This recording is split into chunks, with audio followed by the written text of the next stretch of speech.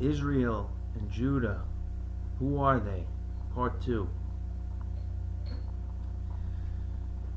So, Israel was given judges, and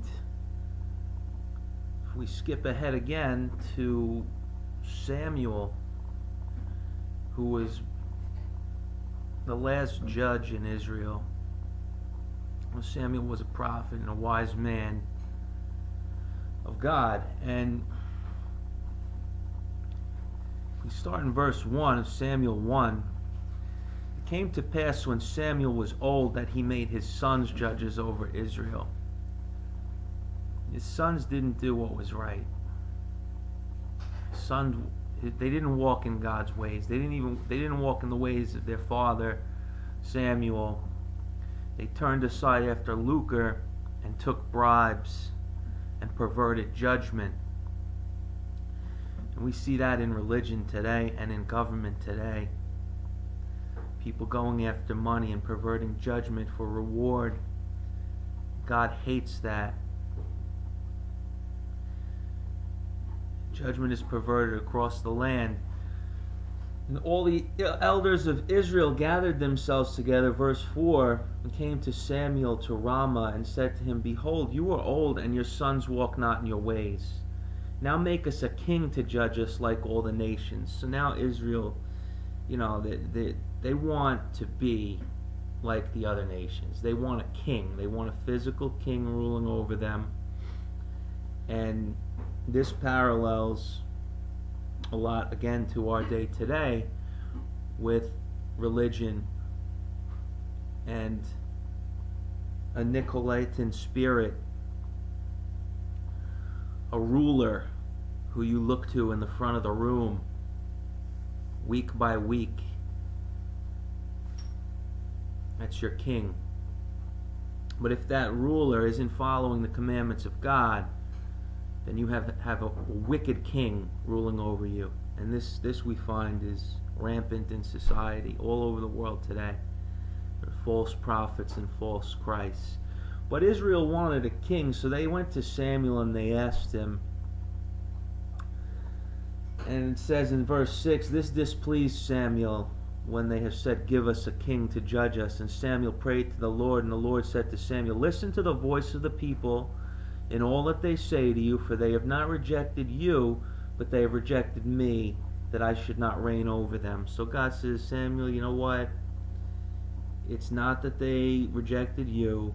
They just don't want my ways, basically. They don't want me ruling over them.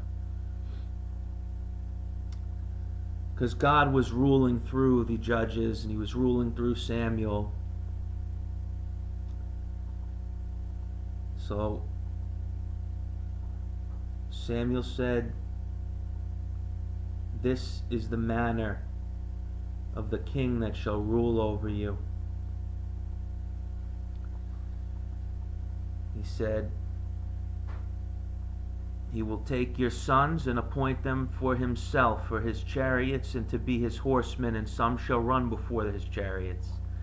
And he will appoint him captains over thousands and captains over 50s, and will set them to ear the ground, to reap his harvest, and to make his instruments of war and instruments of his chariots. And he will take your daughters to be confectionaries, and to be cooks, and to be bakers, and he will take your fields and your vineyards and your olive groves, even the best of them, and give them to his servants. So the people at the top always prosper the most, and we know this. We see this in the elite today, in the governments of the world today, especially in this last beast power. The people at the top take bribes, they pervert judgment, they get the best of everything, they tax the people. And this is what happens when you have man ruling over man. When you refuse to follow God's laws, we fall into the unfair practices, and not only unfair practices, but great deception.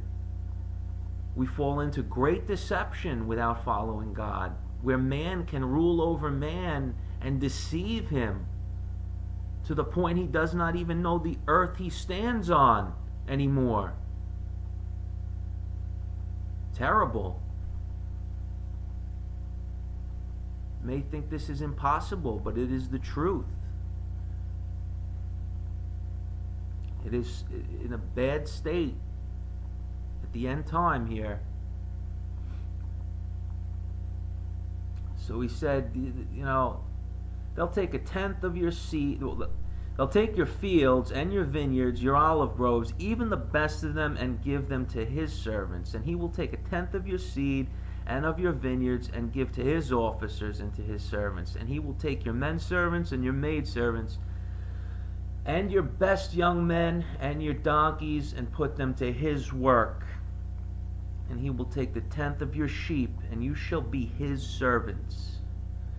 And you shall cry out in that day, because of your king which you shall have chosen. And the Lord will not hear you in that day, because you wanted something else instead of God. Why should God listen to you then? You're going to get what you want, in other words, and you're going to have to deal with that then. Now, the first king of Israel was Saul, and he wasn't that great. The next king after him was David, who God says was a man after his own heart. And that's not to say David was 100% perfect, because he sinned greatly, and God punished him greatly for that sin. He didn't get away with anything. David suffered. But David followed God and repented of sin and changed his ways. He recognized his sin when it was showed to him, and he wept bitterly. And he lost a son over it. And he lost a lot. He lost two sons right away. And his family, God punished him for his sin, but David repented, and David was a great king in Israel. He followed God. And his son was Solomon, the wisest man, so-called. And during the reign of Solomon, he built the temple in Jerusalem. David wanted to build a temple, but God said, "You are a man of war. You're not going to build my temple." Because David was a great man of war. He fought many battles. From his youth, he was a man of war. He slew Goliath when he was young. The giant Goliath. He went on to many battles, against the nations round about. And he did great things for increasing Israel. But God said, "You're not going to build my temple, David, but your son Solomon will build it." And during the time of Solomon, we see that Israel experienced, even from the times of David into Solomon, it was like a golden age, because Israel became the greatest kingdom on earth the earth has ever known. It was following God. Israel was following God at that time. And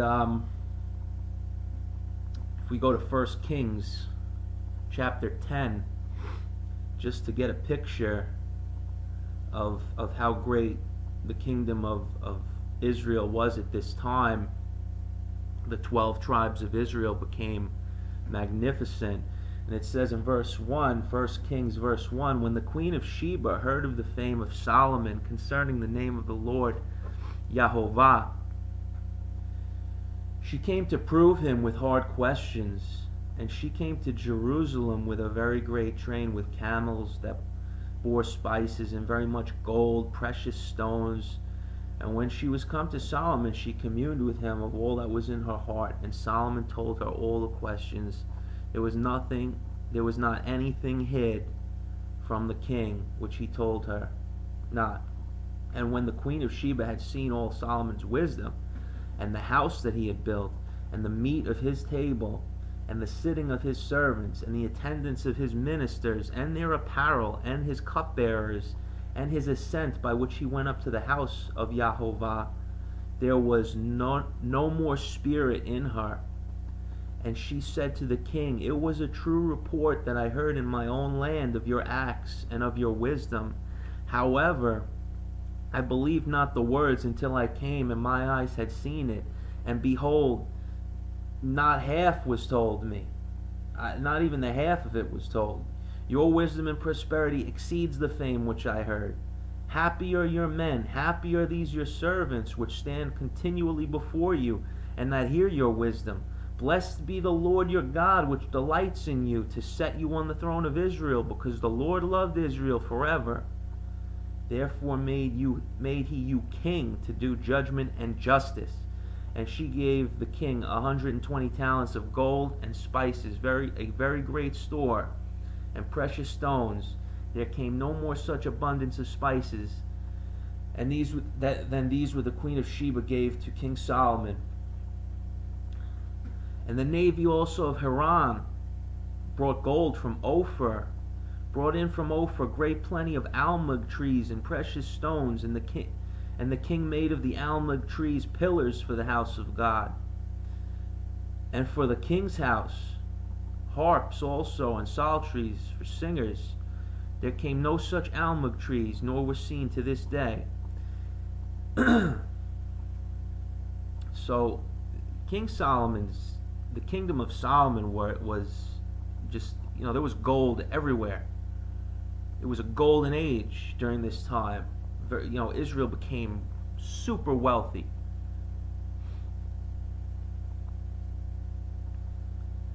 Now the weight of gold that came to Solomon in 1 year was 666 talents of gold. Besides that, he had of the merchants and of the traffic of the spice merchants, and of all the kings of Arabia, and of the governors of the country. And King Solomon made 200 targets of beaten gold. 600 shekels of gold went to one target. And he made 300 shields of beaten gold. 3 pounds of gold went to one shield, and the king put them in the house of the forest of Lebanon. Moreover, the king made a great throne of ivory, and laid it with the best gold. The throne had 6 steps, and the top of the throne was round behind. And there were stays on either side of the place of the seat, and 2 lions stood beside the stays. And 12 lions stood there on one side, and on the other on 6 steps. There was not like made in any kingdom. And all King Solomon's drinking vessels were of gold, and all the vessels of gold of the forest of Lebanon were of pure gold. None were of silver. It was nothing accounted of in the days of Solomon. There was gold everywhere. It was gold. Gold was seen throughout the kingdom. It was the best age yet.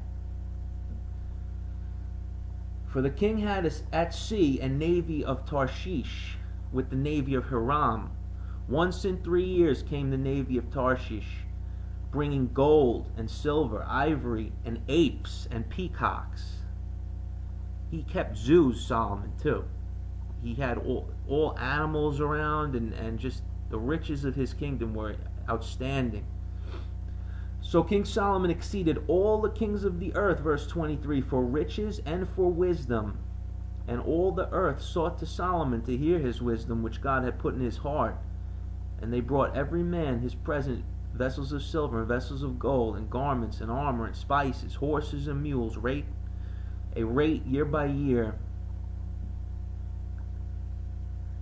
So the kingdom became great. Israel became great. The 12 tribes became great. Now what happens?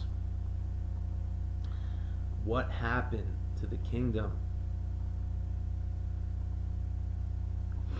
1 Kings chapter 11, we see a great parallel. A great parallel here. It says, verse 1, But Solomon loved many strange women, together with the daughter of Pharaoh, women of the Moabites, the Ammonites, the Edomites, the Zidonians, and the Hittites, of the nations concerning which the Lord said to the children of Israel, You shall not go into them, neither shall they come into you, for surely they will turn away your heart after their gods. So here we go again. Solomon joined to these in love. He had 700 wives, princesses, and 300 concubines, and his wives turned away his heart. For it came to pass, when Solomon was old, that his wives turned away his heart after other gods, and his heart was not perfect with the Lord his God, as was the heart of his father David. For Solomon went after Ashtaroth, the goddess of the Sidonians, and Milcom, the abomination of the Ammonites. And Solomon did evil in the sight of the Lord, and went not fully after the Lord, as did David his father. Then Solomon built a high place for Chemosh, the abomination of Moab, false gods. He started building temples for false gods. It says, in the hill that is before Jerusalem, no less, and for Molech, the abomination of the children of Ammon, Molech. These things still go on today.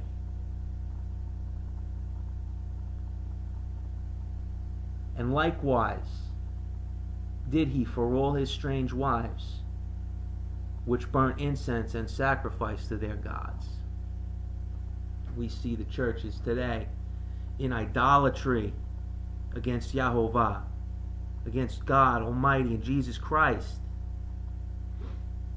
We see the churches today following paganism, Baal worship, keeping holidays that are false, that are not in God's law, but are the traditions of men. Repent. Come out of these things. Come out of Babylon. Come out of confusion. Turn to God's law and live and be wise and prosper.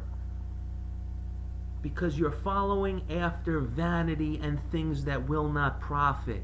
You are not going to heaven. You do not know God's plan because you are not following His ways. And He is not going to bless people that don't want to follow Him. That is just, it is as simple as that. Find out what God says and do it.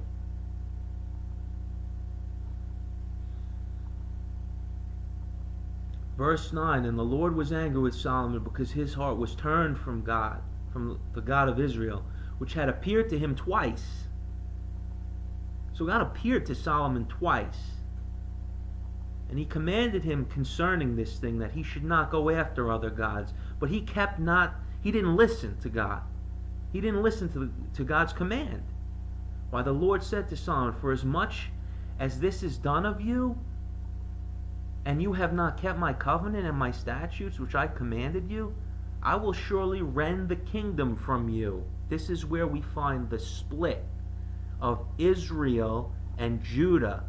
And this is one of the most amazing keys to understanding. This must be understood.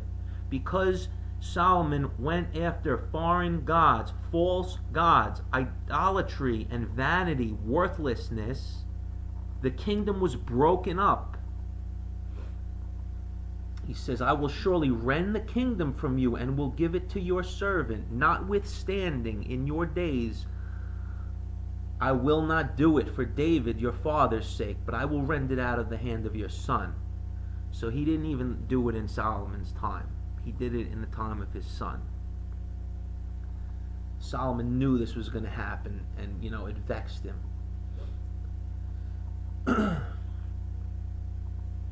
He says, I will rend away all the kingdom, but will give one tribe to your son for David my servant's sake, and for Jerusalem's sake which I have chosen. Now, we see here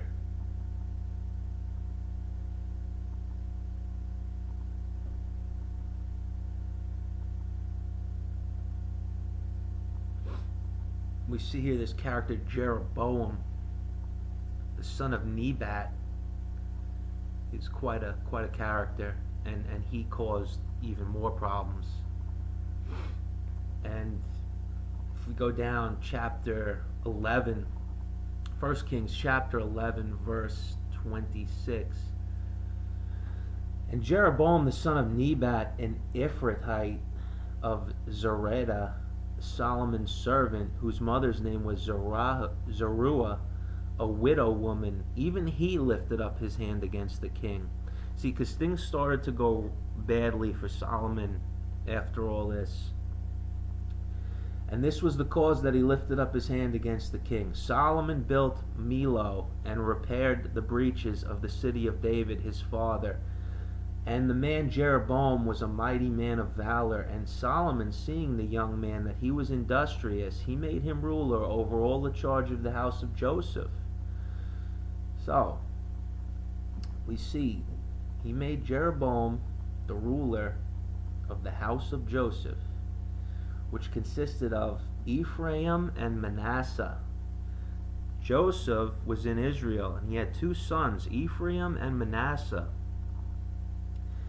And they were blessed by Jacob, by Israel, with great blessings. They were blessed. And they were to become a multitude of people, a multitude of nations. So Jeroboam was over the house of Joseph. And it came to pass at the time when Jeroboam went out of Jerusalem, that the prophet Ahijah the Shilonite found him in the way. And he had clad himself with a new garment, and they two were alone in the field. And Ahijah caught the new garment that was on him, and rent it into 12 pieces. And he said to Jeroboam, take you 10 pieces, for thus says Yahovah, the Lord of Israel, behold, I will rend the kingdom out of the hand of Solomon, and will give you 10 tribes. But he shall have one tribe for my servant David's sake, and for Jerusalem's sake, the city which I have chosen out of all the tribes of Israel, because that they have forsaken me and have worshipped Ashtaroth, the goddess of the Sidonians, Chemosh, the goddess of the Moabites, and Milcom, the god of the children of Ammon, and have not walked in my ways to do that which is right in my eyes, and to keep my statutes and judgment, as did David his father. However, I will not take the whole kingdom out of his hand. I will make him prince all the days of his life for David my servant's sake, whom I chose, because he kept the commandments and my statutes. But I will take the kingdom out of his son's hand, and will give it to you, even 10 tribes. And to his son will I give 1 tribe. So the kingdom of Israel, the northern kingdom of Israel, consisted of 10 tribes. And the southern tribe, Judah, and a bit of Benjamin was with them as well. And God told Jeroboam clearly through the prophet Ahijah here, he says, and it shall be, if you will listen to all that I command you, and will walk in my ways, and do that is right in my sight, and keep my statutes and my commandments, as David my servant did, that I will be with you, and build you a sure house, as I built for David, and will give Israel to you. And I will for this afflict the seed of David, but not forever. Very important to understand this here. Solomon sought therefore to kill Jeroboam. See, Solomon, he's really going off the deep end now. Like, he understands what God told him, yet he seeks to kill Jeroboam anyway. And Jeroboam arose and fled into Egypt to Shishak, king of Egypt, and was in Egypt until the death of Solomon. And Solomon died after that. And what happens next? We have Rehoboam, the son of Solomon. And this is where the split actually takes place. Now that Solomon's dead, the kingdom becomes divided. And it happens with Rehoboam and this character Jeroboam, the son of Nebat. Now, it says in 1 Kings chapter 12, verse 1, and Rehoboam went to Shechem, for all Israel came to Shechem to make him king. And it came to pass, when Jeroboam the son of Nebat, who was yet in Egypt, heard of it, that they called him, and Jeroboam and all the congregation of Israel came and spoke to Rehoboam, saying, Your father made our yoke grievous. Now therefore make you the grievous service of your father, and his heavy yoke which he put on us lighter, and we will serve you. And he said to them, Depart yet for 3 days, then come again to me. And the people departed. So he's saying, Solomon, he kind of put too much on us, made us pay too much tribute, taxes and whatnot, and make that a little bit less, and we'll serve you, plain as day. Verse 6, and King Rehoboam consulted with the old men that stood before Solomon. So the wise older men that stood before King Solomon, his father, while he yet lived, and said, How do you advise that I may answer this people? He spoke to him, saying, If you will be a servant to this people this day, and will serve them, and answer them, and speak good words to them, then they will be your servants forever. It says right here, he forsook the counsel of the old men, which they had given him, and consulted with the young men that he grew up with. He consulted with his friends that he grew up with instead of the old wise men. So stupid. He made a rookie mistake. He didn't have any respect for his elders there, the people who were among Solomon and saw his wisdom. And he did a stupid thing right off the bat there. So he forsook the counsel of the old men which they had given him, and consulted with the young men that were grown up with him, and which stood before him. And he said to them, What counsel give you, that we may answer this people, who have spoken to me, saying, Make the yoke which your father did put on us lighter? And the young men that were grown up with him spoke to him, saying, Thus shall you speak to this people that spoke to you, saying, Your father made our yoke heavy, but make you it lighter on us. You shall say to them, My little finger shall be thicker than my father's loins. And now, whereas my father did laid you with a heavy yoke, I will add to your yoke. My father has chastened you with whips, but I will chastise you with scorpions. So, this isn't, what do you expect to get out of this? So Jeroboam and all the people came to Rehoboam the 3rd day, and as the king had appointed, saying, Come to me again the 3rd day. And the king answered the people roughly, and forsook the old men's counsel that they gave him, and spoke to them after the counsel of the young men.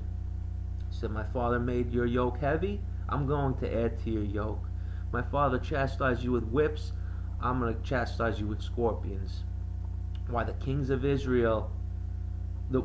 listened not to the people, for the cause was from the Lord, that he might perform his saying. So the Lord is working out his purpose now that he told Solomon exactly what was going to happen.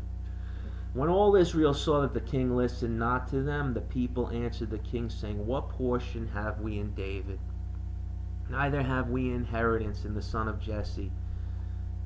To your tents, O Israel. Now see to your own house, David. So Israel departed their tents.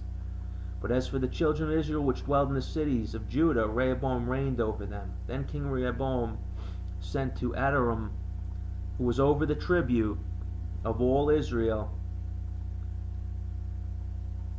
He sent to collect the tribute from Israel, and they stoned him with stones. Therefore King Rehoboam made speed to get him up to his chariot to flee Jerusalem. So Israel, verse 19, so Israel rebelled against the house of David to this day.